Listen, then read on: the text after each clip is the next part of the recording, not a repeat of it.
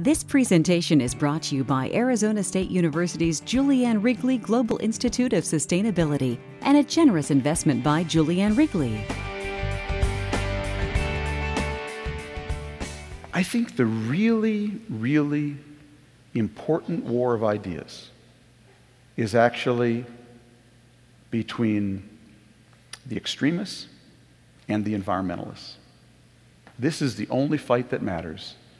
It's the war of ideas between ISIS and the followers of Greenpeace. Now you say, how many followers of Greenpeace are there in the Arab world? Well, actually, you might be surprised. But more importantly, it's what Greenpeace, environmentalists, I'm just using them as an example, represent.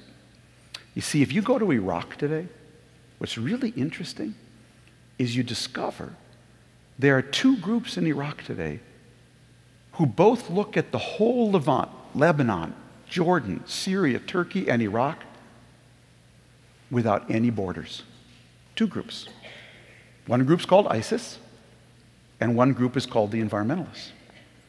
Because what the environmentalists understand is that the Tigris and Euphrates river system, which starts in the mountains of eastern Turkey and flows through both Syria and Iraq, is a single hydraulic system.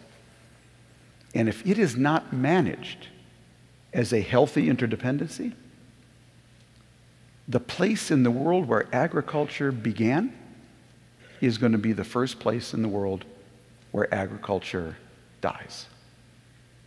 Environmentalists there, when I talk to them, they look at the region completely without borders. And the other people who do that are ISIS. Because ISIS understands it's one political unit, and they want to link up all the Sunnis in that unit and purge every other group, every other religion, and every other minority. The extremists want to erase the borders because only by linking up with their compatriots in Lebanon, Syria, Iraq, Kurdistan, and Turkey can each sect or ethnic group hope to escape being ruled by the other. The environmentalists, by contrast, start with the commons, the river system, and try to get everyone to think about what they share. The extremists start with exclusion and try to get everyone to think about what they fear. One is focused on what we share, the other is focused on what we fear. Now, when you talk to young Arabs today, especially after the Arab Spring, there's such a desperation. And they will say to you, Mr. Friedman, we've tried everything. We've tried Nasserism, communism, socialism, Islamism, Wahhabism, liberalism. We tried everything. Nothing worked. My argument back to them is there is one ism you haven't tried, and it's the only ism that's going to save you, and that is environmentalism, starting with the commons. There is no Shiite air. There is no Sunni river. There is no Kurdish water. There is no Turkmen soil.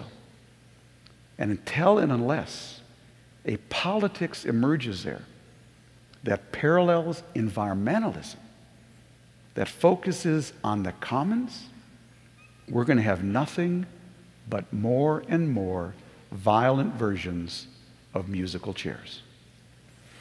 So I think the real fight there, the only one that matters, is that fight between environmental thinking and extremist thinking. This presentation is brought to you by Arizona State University's Julianne Wrigley Global Institute of Sustainability for educational and non-commercial use only.